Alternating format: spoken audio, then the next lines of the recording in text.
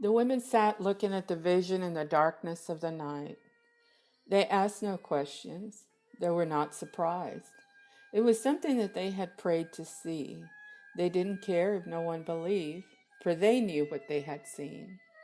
The sky was clear, silently carrying their hopes, and although the mountains gave them unknown struggles, they knew the light would always guide them. Lending only a glance at the beyond, they were guided by the light of the midnight star, snowflakes that created a soft glow and a dying fire. This was one vision that they would not share with others, no outsiders, for it was theirs and only theirs. It was a vision that would stay forever, etched in their hearts, becoming a part of their soul. Each woman grasped the purity of her experience and the purity of her secret. ¿Hubieras traído café? With that pumpkin cream? There are artists that think that they need to be famous. Right, definitely. And that's a whole nother entity.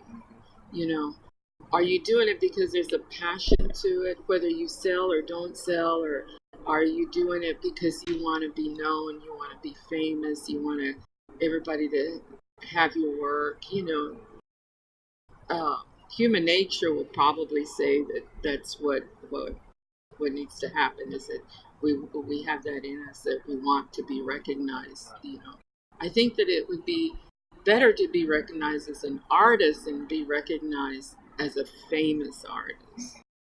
You know, and I don't know. I think there's a very fine line with that, and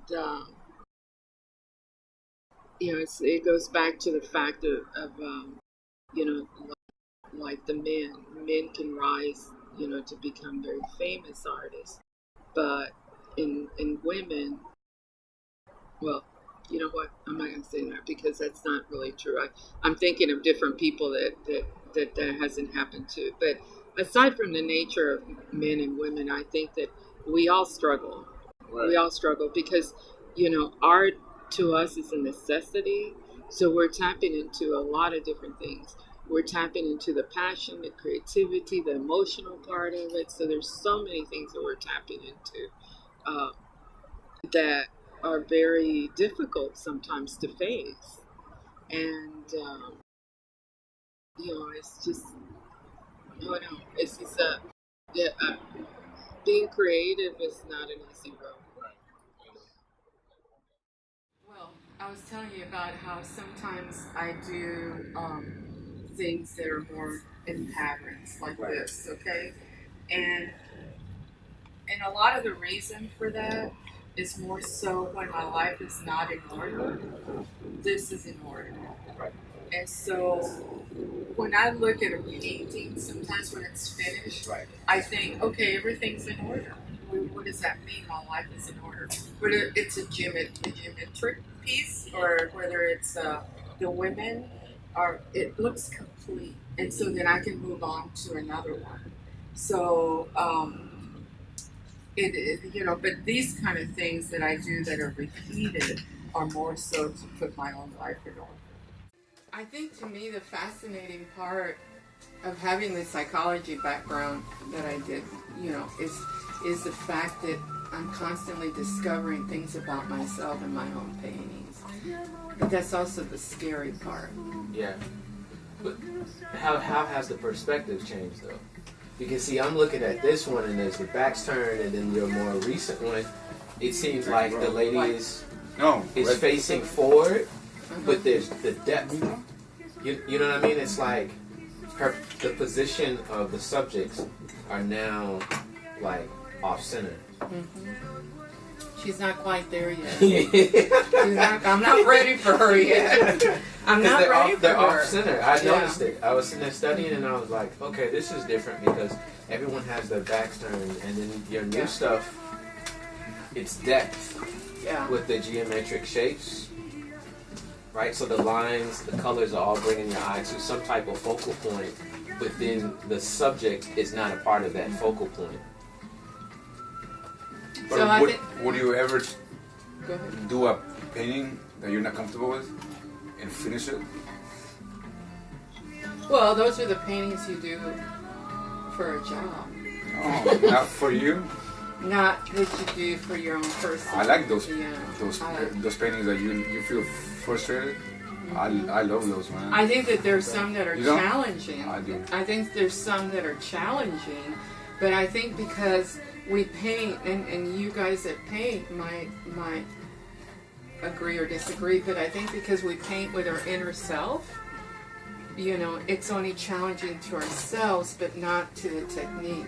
It's like trying to say something and communicate something, and it doesn't quite come out the way you want it. Mhm. So in the painting, it's the same thing. It's only challenging because the communication is not coming out. It's like those dreams you have when you want to scream or you want to say something, but it doesn't come out, you know, and it's that frustration. I don't really care about the communication. But the communication to an artist, to a visual artist, to a painter is important, I think. It is. Yeah? Because I never you're thought about it. communicating, wait, I you're just- you're putting this together with this to make this happen. Communication is essential because it's like That's why if you don't want Yeah, to but communicate, then you don't want to share. But the communication isn't always. What way though? Yeah, but I think what you're saying is communicating to a person. Yeah. I have nothing to do with how that person sees my painting. That's what I'm saying. My How communication can is you- with myself Yeah. and what I want to put down. Because he may come up to it and he'll see something totally different than what I have seen. And that's happened with us before, Yeah. working in the studio. Yeah. You know, and you probably have heard people comment on something you did and you go, oh wow, you know, I didn't intend for that to absolutely. happen, but the Yeah. way they see that, I guess it's one of the way they see that is really incredible because they're seeing it from their perspective, from their where they're from, where they're coming from a totally different place than you are. Sure, yeah. So then it becomes a narrative because everybody has a story to it. I don't know what the definition of a narrative is in artwork, art yeah. dictionary, Right. but I know that for me, narrative means it made you look and think and say something about it. Mhm. The visual language of the soul, the heart. It is a transformation of a thought that takes shape in an image, a color, or a line. And this thought then takes life. It is born out of emotion. There is always an underlining narrative, an underlining thought to each image. And the question of why the image was placed in a particular position, why a color was chosen to translate this thought, and why is the language of this thought so important? All these come together to structure the transformation of a thought.